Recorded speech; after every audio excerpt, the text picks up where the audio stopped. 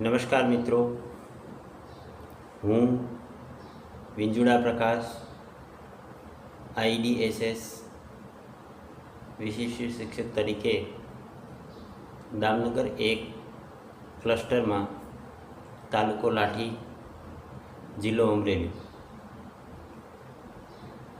આજનો મારો વિષય વ્યવસાયિક તાલીમ, પૂર્વ વ્યવસાયિક તાલીમ અંગે આપણે ચર્ચા કરશું. દિવ્યાંગ બાળકોમાં પૂર્વ વ્યવસાયિક તાલીમ શા માટે જરૂરી છે? બાળકનો જ્યારે જન્મ થાય અને એક વાલી કે મા બાપ તરીકે ખ્યાલ આવે કે પોતાનું બાળક એક વિશિષ્ટ બાળક છે, ત્યારથી એના મનમાં એક પ્રકારની ચિંતા સતાવતી હોય છે. આગળ જતાં આ કોમ્પિટિશન જમાનામાં પોતાનું બાળક આ સમાજમાં અન્ય લોકોની તુલનામાં કઈ રીતથી બરાબરી કરશે તેની ચિંતા સતત સતાવતી હોય છે. આ ચિંતાઓના નિવારણમાં દિવ્યાંગ બાળક કઈ રીતથી તાલીમ મેળવી પોતાનું જીવન નિર્વાહ કઈ રીતથી ચલાવશે તેની વિશે આપણે ચર્ચા કરશું. પૂર્વ વ્યવસાયિક તાલીમ શા માટે જરૂરી છે? આમ તો કોઈ પણ દિવ્યાંગ બાળક શાળામાં પ્રવેશ મેળવે ત્યારથી જ તેની શીખવાની પ્રક્રિયા શરૂ થઈ જતી હોય છે. જેમ જેમ બાળક મોટું થતું જાય તેમ તેમ બાળકમાં માતા પિતા અને અથવા વાલી અને એની ચિંતા થવા માંડે છે કે બાળકને ટેકનિકલ લાઈન લેવડાવવી કે પછી કંઈક એવું કરાવડાવવું જેથી તે પોતાનું જીવન નિર્વાહ ચલાવી શકે. આમ તો દિવ્યાંગ બાળકોની રુચિ પ્રમાણે જ એને જો યોગ્ય તાલીમ આપવામાં આવે તો દિવ્યાંગ બાળક સ્વનિર્ભર બની શકે છે. કયા કયા પ્રકારની તાલીમો આપણે એને આપી શકીએ? ઘણી એવી તાલીમો છે જો એને નાનપણથી જ આપીએ ટ્રેનિંગ તો બાળક જેમ જેમ મોટું થાય એમ આત્મનિર્ભર બનતું જાય છે. મારી દૃષ્ટિએ બે પ્રકારની બાળકોનો સમાવેશ કરી આની અંદર, એક શહેરી વિસ્તારમાં રહેતા બાળકો અને ગ્રામ્ય વિસ્તારમાં રહેતા બાળકો. કયા કયા પ્રકારની તાલીમ આપી શકીએ તેની વિશે ચર્ચા આપણે કરીએ તો ગ્રામ્ય ઉદ્યોગો, ગૃહ ઉદ્યોગો, ખેતીવાડી અથવા ખેતી, પશુપાલન. જો તમારે વારસાગત ધંધો હોય તો એની અંદર બાળકને શીખડાવી અને આત્મનિર્ભર બનાવી શકાય. રોપા ઉછેર છે, ગાર્ડનિંગ છે, ડેરી ઉદ્યોગ છે, માટીના ઉદ્યોગ છે, ઈંટ બનાવવાનું કાર્ય પણ શીખડાવી શકાય. કુંભાર, લુહાર, કડિયા કામ પણ શીખડાવી શકાય. મસાલા ઉદ્યોગ છે, સાબુ ડિટર્જન્ટ બનાવવાનું, ઠંડા પીણા, બાળકને લીંબુ શરબત બનાવતા, સોડા બનાવતા શીખડાવી શકાય. કાગળ કામ, કવર બનાવતા શીખડાવવું, હાથ કાગળની બનાવટની વસ્તુઓ બનાવતા શીખડાવવું, પેકિંગ કાર્ય, કાથી કામ, સ્પિનિંગ, વીવિંગ, પ્રિન્ટિંગ, કટિંગ, ફાઇલો બનાવવી, ચોક મીણબત્તી બનાવવી, કોળિયા બનાવવા, દિવાળી કાર્ડ બનાવતા શીખડાવવું, રસોઈ, ચા, નાસ્તો, કેટરિંગ, સાયકલ રિપેરિંગ કરતાં પણ શીખડાવી શકાય, ઓટો ગેરેજની અંદર પણ ગાડીઓ રિપેર કરતાં શીખડાવી શકાય, કારનું વોશિંગ કરતાં પણ શીખડાવી શકાય, પેટ્રોલ પંપ પર સહાયકની કામગીરી કરતાં પણ શીખડાવી શકાય, ચોથા વર્ગના કર્મચારીનું કાર્ય પણ કરતાં શીખડાવી શકાય, હીરા ઉદ્યોગની અંદર એમના કૌશલ્યાનુરૂપ પ્રવૃત્તિ કરાવતી શીખડાવી શકાય, મોબાઈલના કવર બનાવતા શીખડાવી શકાય, મોબાઈલ રસ રિપેરિંગ કરતાં પણ શીખડાવી શકાય, કમ્પ્યુટર ઓપરેટર, ડીટીપી વર્ક, સેલ્સમેનનું કાર્ય પણ કરતાં શીખડાવી શકાય, બુક બાઇન્ડિંગ બનાવતા પણ શીખડાવી શકાય, અગરબત્તી બનાવતા પણ શીખડાવી શકાય. હવે આપણે જે ચર્ચા કરશું કે પૂર્વ વ્યવસાય એનો અર્થ શું છે. સામાન્ય રીતે વ્યવસાયિક તાલીમ માટેની આધુનિક પરિભાષામાંથી ઉદ્ભવતા મુદ્દાઓ જે છે એ આ પ્રમાણે છે. બાળક કે વ્યક્તિ પોતાનો વ્યવસાય નક્કી કરવાની એને તક મળે છે. બીજું, બાળકની ક્ષમતા અંગેની વ્યક્તિગત માહિતી એને પૂરી પાડવી જોઈએ. સામાન્ય અને વિશિષ્ટ વ્યવસાયોને લગતી માહિતી પૂરી પાડવી જોઈએ. તેમના કાર્યના પાસાઓને અને જીવન કૌશલ્યોને તેમને વ્યક્તિગત વિકાસ સાથે સંકલન કરવું જોઈએ.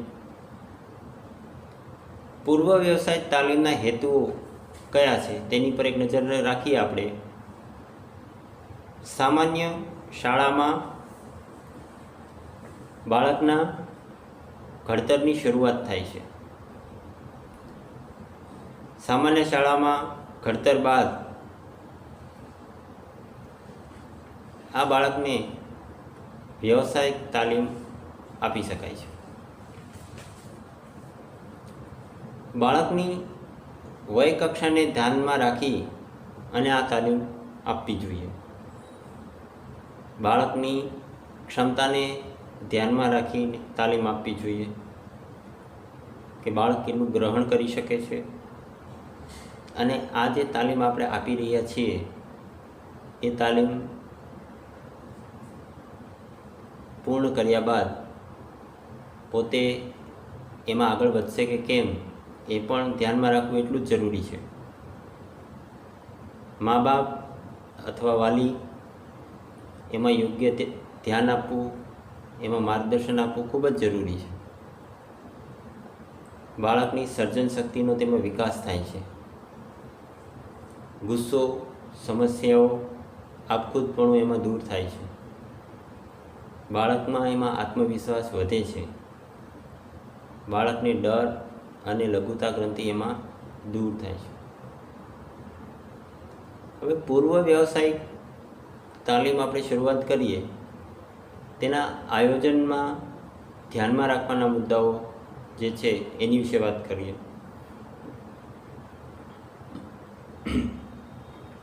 જ્યારે આપણે બાળકને તાલીમ આપીએ છીએ ત્યારે શીખડાવનાર વ્યક્તિને ધૈર્ય રાખવું ખૂબ જ જરૂરી છે. વારંવાર બાળક ભૂલ કરવાનું જ છે, તો એ વખતે એમને સાચી માહિતી અને સાચું માર્ગદર્શન આપવું પડે. બાળક જેમ જેમ કાર્ય કરતું જાય એમ એમને પ્રોમ્પ્ટિંગ કરવાનું છે. ઉત્તમ કાર્ય કર્યું હોય ત્યારે એમના વખાણ કરવાનું ચૂકવાનું નથી. દરેક કાર્યમાં એમનો આત્મવિશ્વાસ વધે એમ વખાણ પણ એના કરવાના છે. બાકી રહેતી પૂર્તતા પર એમનું ધ્યાન પણ દોરવાનું છે. વારંવાર બાળક એ ભૂલ ન કરે એ અંગે એને માર્ગદર્શન પણ આપવાનું છે. એની ખામીઓથી એને પરિચિત પણ કરાવવાનું છે. રિસોર્સ રૂમ અથવા તો શૈક્ષિક સંસ્થામાં વોકેશનલ તાલીમ માટે એક અલગ વિભાગ રાખીને તાલીમ આપી શકાય છે. શહેર અથવા તો ગામની સેવાભાવી સંસ્થા શીખવી શકે તેવા વ્યવસાય લઈને બાળકોને તાલીમ આપી શકાય છે. બાળકને કાર્યમાં કંટાળો ન આવે તે પ્રમાણે બાળકના રસ અને રુચિ જાણી અને કાર્ય કરાવવું. આ દરમિયાન તાલીમ આપતી વખતે એક અગત્યની ખાસ બાબત ધ્યાન રાખવાની છે. એ છે કે વિરામ યોગ્ય સમયે રાખવો જરૂરી છે. નહીંતર બાળક કંટાળી જશે અને કાર્યમાં રુચિ લેતું બંધ થઈ જશે. માટે તાલીમમાં આરામનો સમય રાખવો ખૂબ જ જરૂરી છે. ઉદાહરણ એક આપીએ. કોઈ દિવ્યાંગ બાળક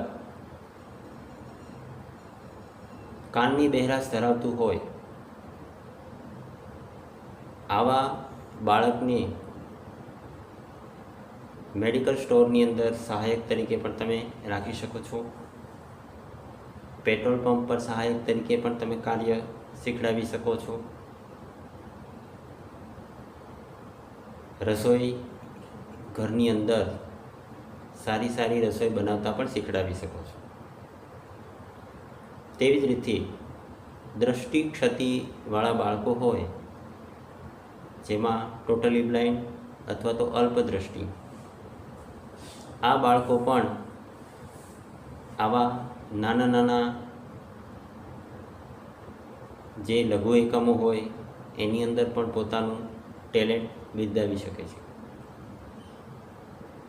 બૌદ્ધિક અક્ષમતા ધરાવતા બાળકોને લીંબુ શરબત બનાવતા તમે શીખડાવો,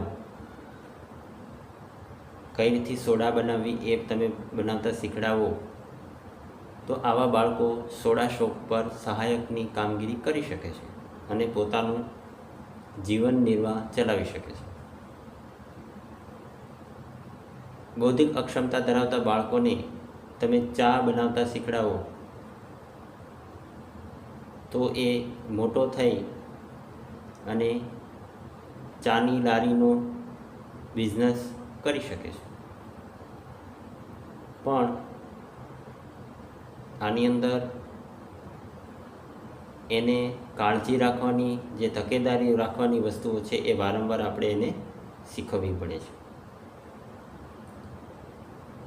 અલ્પદ્રષ્ટિ ધરાવતા બાળકો હોય, સેરિબ્રલ પાલ્સી ધરાવતા બાળકો હોય, તો આવા વિદ્યાર્થીઓ મોટા થઈ કોમ્પ્યુટર જોબ વર્ક અથવા તો ચોથા વર્ગના કર્મચારી હોય એ કામ કરી શકે છે. લિફ્ટની અંદર લિફ્ટમેન તરીકે પણ કાર્ય કરી શકે છે. પશુપાલન વિભાગની અંદર પશુઓને દોવા, દૂધ કાઢવું, આવી બધી પ્રવૃત્તિથી પણ પોતે આત્મનિર્ભર બની શકે છે. દરેક દિવ્યાંગ બાળકોની અંદર એક વિશિષ્ટ શક્તિ છુપાયેલી રહી હોય છે. જરૂર માત્ર એ છે કે યોગ્ય સમયે એને રુચિ અનુરૂપ એ ટેલેન્ટને બહાર કાઢવું. અને એક વખત જો એને રસ પડશે